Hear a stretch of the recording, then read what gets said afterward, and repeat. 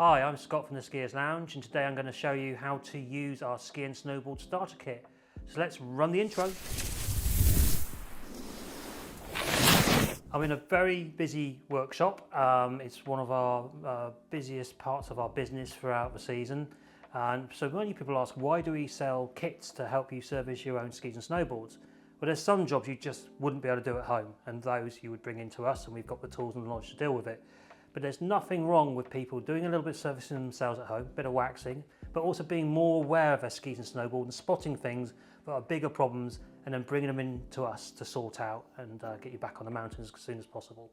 So the first thing I'm going to do is do a little bit of unboxing of our starter kit. So got my box here. First item out is our edge tool. So we put in a Holman Cole Combi edger tool. Now the idea of this tool is that it does the base edge and the side edge, which you'll learn a bit later, and there's a file included. So I'll pop that there. There are other tools available that can do side and base edges, but this is, in our opinion, the best one. We also have a rubber stone, a gummy stone. So this little magical stone helps us with tuning the edges and detuning the tips and tails so your skis enter smoothly in and out of a turn. We have a waxing brush, wax on, wax off. We have, of course, some wax, and we even tell you what temperature the wax should be at, in this case 120 degrees Celsius. We have very important and best-selling rubber bands. These help keep the brakes out of the way on the skis when we're servicing it. We have a waxing iron, not a household iron with lots of solder in it, which some people think is a good idea. We have a genuine waxing iron, which we're going to use, and it's all plugged up, ready to go. And finally, we have a little care sheet, which is a fleece sheet just for polishing the skis at the end. So that's what you get in our starter kit, and now I'm going to show you the 3 steps we use to using this kit to service your skis and snowboard. So we have the 3 stages of servicing, which are 1, base preparation and repair, 2, edge maintenance, 3, waxing and finishing. So break it down to those 3 stages and makes it much simpler, and it's how nearly every ski workshop in the world works. The other thing I'm going to point out is I'm going to say skis from now on. I've got a ski here. The same things apply for snowboard. It's literally the same method. The first thing you should always invest in, if you can, apart from the starter kit, is some blocks of wood to hold your ski up here and here, and maybe a bit of bicycle inner tube over the top on the top one, just to keep the ski from slipping off. Or if you can invest the money, then you're going to benefit greatly from having a set of true ski vices. So this is a ski vice system here. My favourite one actually though is cheaper than this one. It's actually this model here, which does snowboards and it does skis, and it does also the ski or snowboard upright like this and this, and it clamps onto any chalet kitchen table when you're in resort and doesn't weigh too much, so you can do all your waxing in the evenings once the chalet people have gone out on the town or to bed. So you do need something to hold the ski up. Then we use the included rubber bands, the brake retainers. These are custom made for us in Sheffield, so they're British made rubber bands, and we push the brake down and bring it over, and that keeps the brake out of the way of the edges, so that now when we turn the ski upside down, brakes are out of the way and we can do all the tuning and all the servicing we need to do. Next thing to do is check the base, and we need to do that by cleaning it. So if you want to clean the skis, then the product we recommend would be Wax AB. We sell this, of course, and we use this in our workshop. It's not as harmful as some of the coarser chemicals we use out there to clean things, but it sprays on nice and easily down the ski. You just soak it and leave that for a minute. And we just put that there. So when you use harsher chemicals, it can actually dry the ski base out. What this will do is just going to break down any wax in the base. We leave it for a minute and then we clean that off. So if you've got the time to buy a tin of that, it will just make that a lot easier. And then we take the cloth, including the kit. You can use that for polishing and for cleaning. The idea of this cloth, this fleece, is you put your hand under it and it's hard to tear, so it's unlikely that you're going to get cuts on the sharp edges, but do of course be careful. And once you've waited a little while, you put that face down and just rub up and down the ski few times, just to break down any wax that's on there. And you'll see my dirty hand there. So that's all the dirt and contamination. So that can be old wax. It can also be contamination from snow cannons. You don't want to know what's in snow cannons sometimes, but it's not fresh snow, that's for sure. So that's basically removed that from the base just to free up the base ready for the new wax to go in. If you find any gashes or any scratches, then they may need filling. And to do that, we can use in a professional workshop, we have P-Tex repair guns like this, which cost several £100s. So any major scratches, anything through to the core of a ski that's quite deep, you must get that filled. And we'll always recommend taking that to a professional workshop like ourselves, and we can get that filled in for you. You can buy repair candles, we sell those, but you drip in with a match or a lighter, and lighter is better every time because there's less soot, and that will just fill in the scratch until you get back to base and then come and see someone like us. But as soon as you see a deep scratch in your ski, honestly, get it to a workshop, get it filled in, and it will protect the core of your ski. So after we've done the base preparation and repair, stage 1, we're on to stage 2. So this is edge tuning. So we have 2 edges on a ski. We have a base edge, or base bevel, we call the angle of that, and we have a side edge. So those 2 edges fundamentally can change the way a ski behaves. So it's the one thing that a ski technician or a very good at-home tuner can change to make their ski behave differently on the mountain. But I'm going to show you today how to just do the basic setup. If you want to learn more about edge angles, the history of skis since cavemen, and my life story, then you can book on one of our courses. We do 1 and 2 day ski technician courses, and you go through all this in detail in a small group, and we spend a lot of time going through edge angles and the best ones to use. So I'm going to use the edger tool we include with the combi edger with the kit. First thing, we always do the base edge first. We get the file, and the file will have an arrow on it showing the direction. These are single cut files, so if you use it in the wrong direction, it's going to damage the file and damage the edge and not sharpen it. So if we know we're going to go this direction down the ski, and I always work tip to tail, there's a tip for you, no pun intended, the arrow is facing this way. I then get the tool and put that at where it says 1 degree. So that's the default. Now, nearly every ski that you buy is between 0.5 and a 1 degree base bevel. And what I mean by that is when you're skiing or boarding, your edges never want to be flat. So you've got the base here and then you've got your edges. You never want it all flat, otherwise it'll just catch. So we always put a bevel of not 0, so 1 degree we're going to try and do now. So we put 1 degree angle or bevel on the base edge, and it means that then the ski glides nicely, and then when we tilt it, the edge starts to engage with the snow. And that's what this tool's set up to do. It comes with 0.5 or 1 degree. So this is set at 1 degree. You put it on the side of the ski like this, and then you just gently run it down, and you get that whizzing sound. And it removes the smallest amount. You can see I was doing hardly any pressure there. I just go down a few passes, and I'm holding it very firmly.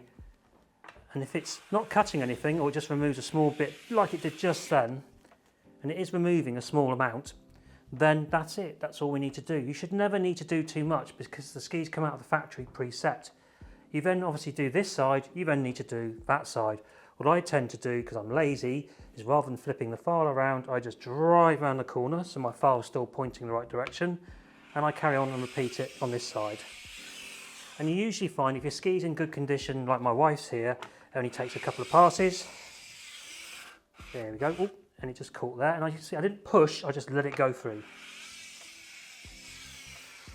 And there we go. And another tip is never do that. Always keep the tool with you and do a little bit of a side shuffle. It's a ski tech side shuffle, we call it. And that is the base bevel done. You would do that maybe once a season unless you've wrapped your ski around a tree, in which case it might be time for new skis. Once we've done the base bevel, we can then look at the side edge, and we can use this same tool and we can use this same Swiss cut file. Now, if you've got a posh vise like this, we can put the ski on its side, or if you've just got some blocks of wood or a couple of chairs, which I have done before, don't use plastic ones, you can still use those and keep the ski flat. But because I've got this here, I'm just going to put this in the vise so it's easy to show you. This is where vices do come in handy. And on this tool now, we're going to put the file lengthways. We're going to point the arrow facing the direction of travel, but now I want 88. so which is 2 degrees. So 89 is 1 degrees, 88 is 2 degrees, 87 is 3 degrees. Don't ask me why, but the Americans and the Europeans got into a row, a bit like with inches and millimeters. You have it's described either as 88 on this tool here, but some other tools will have it as 2. But it's effectively a 2 degree side edge, and that's what we're after. So we're looking to put an angle on here too, and the more acute the angle, the more aggressive the edge. And again, if you come on a course or look online, you can get information on that. But my wife likes to have a 2 degree side edge, so I'm not going to begrudge her that, although I might put it down to a slightly slower one next time skiing with her. So on this tool, we just find where it says 88 and an arrow. I get the arrow of my file pointing the same direction, push it in, and we're good to go. Now we put the tool on the ski where we're skiing, so we don't need to put it right at the end, so where we're kind of effectively skiing on the edge.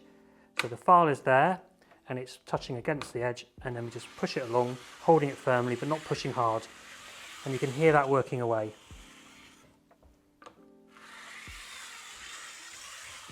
And once we've done 2 or 3 passes, it'll be quite a smooth and consistent movement. Once it's smooth, stop. Don't do it all day long, you'll just destroy the life of your skis. So 2 or 3 passes normally. If it needs a lot more than that, it's time to have a word with a professional workshop like ourselves. And then, of course, we repeat that on the other side as well. I'll just quickly do that so my wife is not too annoyed. We don't want 2 different edges. And you can tune these edges as much as you want. So as you get more experience with this, you can play with this tool and change the edge angle you're using depending on ski conditions. There you go, a couple of passes, walking along with the file, and that's the side edge done. Now to finish, and this is extremely important, we need to get rid of the hanging burr. Now what a hanging burr is we filed this way first. I'll take this out. So we filed that way and it would have left a little lip. Then we filed this way and left a little lip. So there's always a little lip left, and that is called a hanging burr. To get rid of that, which is so important, we use this little rubber gummy stone like the one in your starter kit. Mine's grey, the one in the kit sometimes is blue. If we don't get rid of that hanging burr, you're not skiing on a true edge, you're skiing on a bit of waste. We need to get that edge nice and acute, 1 degree and 2 degree in this case, so it's nice and sharp. So I literally get the stone, 45 degrees, and just drag it down. I don't push, I just nonchalantly drag it down the ski while I'm talking to you into camera. So it doesn't require much effort, and it does leave a nice line in the pad there, in the rubber stone, but we now have a true sharp edge, and you can use your fingernail to see how sharp an edge is if you wish. I do it all the time, which freaks some people out, but your fingernail will be grown back by the morning. The most important step that people often forget to do on a ski after doing that, so that's the second missed thing. The most missed is detuning. You need to detune the tip and the tail of the ski so that the ski feeds into the turn. And now you can see on the nose of the ski, you have a basically rocker, so where the ski bends away. We want to get to where that rocker ends and the start of the flat section ski and just detune into that. Little tip for you, giving them away today, get the plastic scraper that's in your kit, put that on the ski, and you'll literally see where the edge bends and becomes straight. So I get that position, add on a little bit, about 1 inch, and then just really rub it, and now you are rubbing. And all you're doing is trying to get that edge so you can't remove your fingernail or can't feel any sharpness. And you do that both sides. Okay. When you've done that, you do it on the tail as well. So it's all usually pretty obvious on the tail, but you can put this on there, but it's pretty much near the end on this ski. It's quite flat-tailed. Come in a little bit and do that. So if you're ever on the mountain and your ski goes into the turns really twitchy or won't come out of a turn, almost flicks you out of a turn or tries to hang in a turn, the chances are, and I've seen it a lot, I've had it happen to me, is your edges aren't detuned. And that situation, if you haven't got one of these in your pocket, top of any ski lift, especially in Europe, there's a rows of screwdrivers and things like that, various tools. Go up to one of the racks there, and it looks awful, but if you get your ski and work out where that detune area is, you get the screwdriver and literally just rub it to blunt it, it will do the same thing. But ideally we want to be using this because we don't want to look like heathens. But that is how you can do that on the mountains, another little tip for you there. And that's how to use your rubber gummy stone. And now we've done that to the edges, they're ready for waxing. Okay, so we've done the edges, stage 2, we've done the base bevel, we've done the side edge, and we've done the detuning and deburring. All really important, so take your time doing those. Another one of my little tips is this little rubber gummy stone here is brilliant at removing rust. So say you forget to wipe your skis down before putting them in the bag to go back on your flight or bus to the UK. When you get home, the rust fairies will have been. So just get your rubber gummy stone, any rusty bits, and you just give it a little flat polish, and it will just remove that and get rid of the red rust. Might leave a bit tarnished, but that's not a problem because these are work steel edges. They're designed for strength, not designed to look shiny like stainless steel, which is brittle. So useful little tool that, but mainly for deburring and detuning. Never forget to do that. So stage 3, back on topic, waxing, the fun bit, the science bit. Again, shameless plug, if you want to learn all about the science of waxing, come on one of my courses, or go on a course near you if you can't get down here. But we're going to use the standard wax that's come in the starter kit, everything I've used in the starter kit so far. So it says on it 120 degrees Celsius. So I've got the iron out of the starter kit. We use the classic waxer or the smart waxer. This is a smart waxer, either or. The only difference between the two is the smart waxer has little ridges in it which spreads the wax around. The classic waxer is flat, which spreads the heat around. They both end up with the same result. You'll get one of these depending on which one we get our hands on. I have no real preference, to be honest. I've used both in my kit bag. You do get a really handy heat plate. So when you're in that chalet kitchen at night doing everyone's skis for them, you've got that to keep the iron on when it's hot, because this is already up and running. I've turned the dial on this and set it to 120 degrees, and that's because on the little packet we send you, we've written 120 degrees Celsius. The wax has a melting temperature, and we put that on there for you. When you buy wax, you'll see it on the lid of the wax box, so you can tune that iron to any wax. You don't just have to use this, but this is our favourite universal wax, so that's what we'll be using. And you get half a block. This is about 125 grams thereabouts. It's awesome, a universal wax. We were involved in its development years ago and saying yeah or no to how good it was, and it just continues to evolve. It's great for all purpose conditions. If it's really, really cold or really, really slushy, then you would use a wax for those conditions, and you can ask us for advice on that if you want. So iron's been set at 120 degrees and it's ready to go.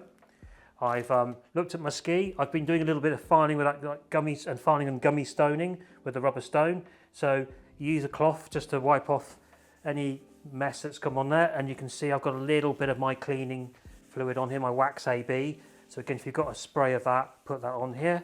But we're just trying to make sure there is no metal filaments or bits of rubber that are going to scratch the base of your iron, because the base of your waxing iron can pass scratches on to the base of the ski.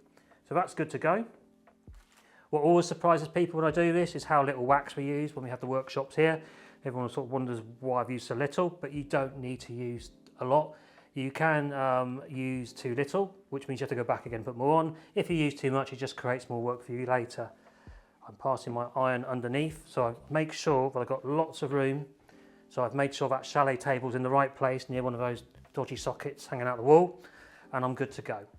So I get my wax, I get my iron, and you put your iron at 45 degrees. You do not have it like that, otherwise you get wax on your arm, which some people might like late at night in some places, but around here we don't want that.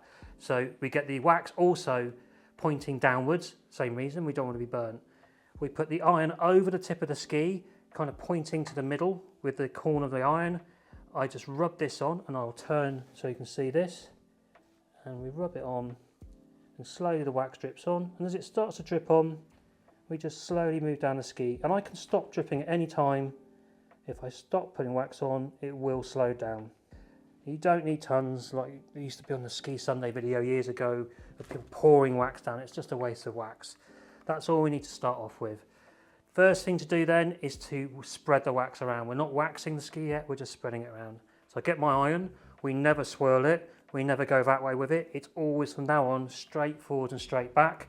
So we're following the ski structure, the lines in the ski base, because the snow, we want it to go on down the little grooves that are in the base, built in when it's made and when it's sanded, and we want it to be like ball bearings, the snow to go down the grooves full of wax and off the ski or board and make it as fast as possible. So we put the iron down and we just rub backwards and forwards.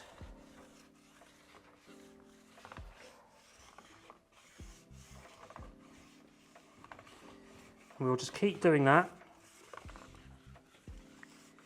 until the wax is spread around. And this can take a few minutes, but it's just taking your time to do it until you feel the wax is all spread around. And if you find a bit that's not got enough wax on, you get your iron, again, 45 degrees, wax, 45 degrees, and just drip it over the area that hasn't got any wax. There we go, just like that. And then back to rubbing it around you go. So I've spread the wax around the ski, and if you touch it, it's got a little bit warm, you're not going to hurt yourself. The underside of a ski, so if you put your hand underneath and touch gently, it will already start to feel a little bit warm, and that is how ski wax works. And that is why the only way to wax a pair of skis is with an iron. Most skis have a wood core. This one certainly does, this lovely Blizzard Black Pearl. When we heat the wax on the top here into the base, the wood core detects that heat and draws it in. Wood is a great store of heat, so it's pulling that heat into the wood core. As it does so, it pulls the wax, draws the wax into the base. That is the wax that does all the work. It's not the wax you can see, it's the wax that's been drawn into all those little grooves in the plastic base. So those ball bearings of snow can roll down it and off as quickly as possible. That's how you get a wax ski to last so long, compared to just putting it over a brush in a workshop. Ironing is always the best way. What will happen is that heat then will continue drawing through the wood, come out the other side, and it super cools the base. So after a few minutes, it actually feels colder than room temperature. It's a lot of science. I didn't pay enough attention in physics, but if you look it up, it's all there. It's about kinetic heat energy release and thermal properties of wood. So that sounds like fun. So the last step now with the waxing is to just get this wax really fused in. So we get the iron, and you see so many videos of this online, and I don't want to compete and we'll get into a debate. This is the way we wax skis here and have done so for 15 years. We put our iron onto our wax, which is nicely spread around. We slowly go towards the tip of the ski, just to draw any wax down to the tip. Not too worried, because we shouldn't be skiing on the tips of our skis, and if we are, we're in a bit of trouble and should take up another sport. But do that there first, and then we put the iron on top where we do ski, and then heat it up, so leave it a few seconds, and then very slowly pull the iron along. But what we do, if I lift my iron and show you, is we're pushing down on that leading edge. We're trying to create a bow wake. So we're trying to create this bow on the front of hot molten wax. So I push down, keep the iron extremely flat, but you're just pressing all the pressure, all that weight for your hands onto that leading edge. And we do that nice and slowly down the whole length of the ski. As I get near the bend in the tail of the ski, I now switch the pressure now, keeping the iron dead flat as the ski falls away. If I now touch under here, because I've been nice and slow, there's lots of heat going through the ski, and the wax will now continue to cool and pull into the base. And that takes around 20 minutes. Leave them for at least 20 minutes, or put them in storage for the year if you wish, never in the loft. Or if you wish to cool them any quicker and put them outside in the snow, if you do that, you've just basically wasted all your work, so you'll have to start again. So leave them for 20 minutes, go and have a coffee, cup of tea or hot chocolate or a pint, and when you come back, they'll be ready for you to do the final step. So we've allowed the wax to cool down for at least 20 minutes. So when we touch the ski now, it's actually cold to the touch, a little bit colder than room temperature, which is nice, which means the wax has been absorbed into the wood. The heat's been absorbed into the wood and the wax into the base structure. So now we need our scraper. So you'll have a scraper like this in your starter kit. So you've got 4 sharp edges, and then you sometimes have this little notch on here. Do not use that little notch. That little notch is actually for doing the edges, because in a moment we're going to remove the wax from the base bevel, the base edge, and the side edge. And you can use this little notch to do it. And it does an amazing job the first time you do it. The 15th time you do it, that notch is about a further centimetre deep. It's huge. So when you use it, you literally put tram lines of scratches into your ski base or your snowboard base. So don't use that. What we do is we use the short edge here and here, and I'm going to use that right now to scrape the wax off the edge. So you must do that first. So anywhere you see wax near the end here, I just get my scraper, put a little bit of an angle on it, not too much, to keep it away from the base. And you can see I'm holding it firmly on one corner, and I just go down and the wax just curls off nicely. Repeat that both sides for the base. And if we don't remove this wax, you'll be trying to ski on a waxed edge, which for the first few turns at least is going to be horrible, and you could end up falling over and causing yourself a bit of an injury and a mischief. Now we need to do the side edge, so don't forget to do both. We get that short edge again and just go along. It's a pretty easy thing to do, but it's so easily forgotten. And I'm going to go back up here, but I'm walking with it. I'm not trying to stretch again because I don't want to injure myself. So I'm walking with the tool at all times. That's enough, it's gone. Once we've done that, we can now remove the wax from the base. The less wax you've used to wax a ski, which is something that takes people a few years to perfect, the faster this process is. So I've used a bit more wax on here to show you this video, but hopefully it still won't take too long to scrape off. We get the scraper. First thing we do is remove anything from the nose of a ski, the tip, and we do that by scraping away. We do not do that by pushing the scraper this way, because if it flips, we will cut ourselves. What we want to do is always pull towards us or push away from us. What we do not want to do is have the scraper flip or basically catch us in any way, so we end up cutting ourselves, which is going to be quite harmful, especially with all the veins we've got in our arms. So first off, I'm going to push down on the nose here, and you can see the wax just comes off. It just sheets off. Nice firm pushes. These are flexible, so you can flex as you push down, really drive that wax out. So if you see a little bit of wax in one area, if it's still there, just go along and just press in that area of the scraper and just get that wax out. You don't have to get rid of everything, every inch of wax, but just a fair chunk of it so that it looks fairly consistent. When you're now working down the rest of the ski, I'm going to get my long edge. I've got my ski is basically, I'm using the edges to keep this scraper in check, and I just pull down and I do an overlap. So I don't try and do it on one go. I'm too lazy for that. I come down, do small steps. I get down the end here, and as I come down the end here, I can even, if I'm clever, take all the excess wax off in my hand and just put it to one side to put away.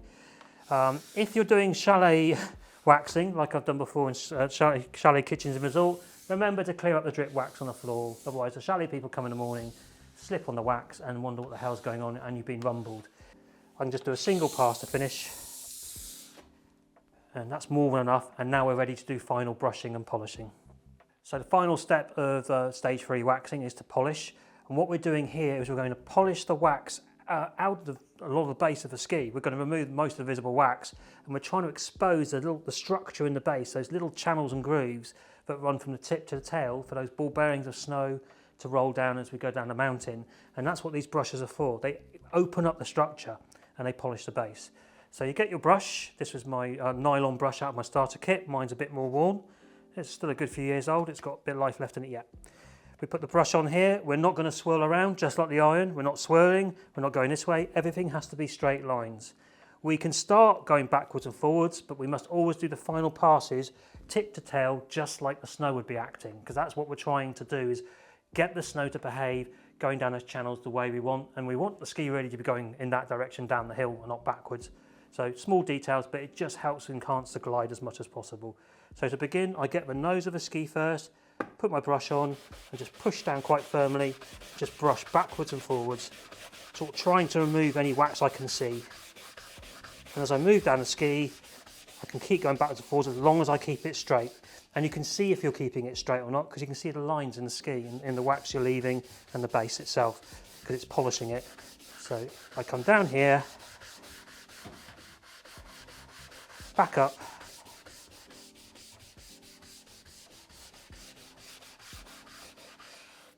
and that's the first brush done. I can then get my nylon brush again, do a couple of longer ones in one direction. Again, now I'm starting to go directional. There's a little bit wall down here, so I just go and brush it. If I need to push down on the brush, I can. I just push down there, and then I do my final pass. So just come back. I'm just going to do a couple of final passes, and you'll feel it. If the brush sticks, you know there's still wax on there to get rid of, and you can go back and deal with that area and come back. But always finish with a final pass, just like that. And there we go. And that is one ski finished, nicely polished up and ready for the mountain. So I hope this video on how to get the best out of our ski and snowboard starter kit has been of use to you. It's really just scraping the surface in terms of servicing and waxing. So if you'd like to find out more information, you can visit our website and look at the product information. There's plenty of details there. Pop into our showroom and ask to speak to one of the technicians, as long as it's not on a Saturday afternoon right before everyone heads on holiday at half term. Or you can visit us and take one of our courses. So we run a range of technician courses through the off season, including certified courses, so you can learn much more about how to look after your own kit, but potentially even do this as a job in resort. I hope that's been of use to you.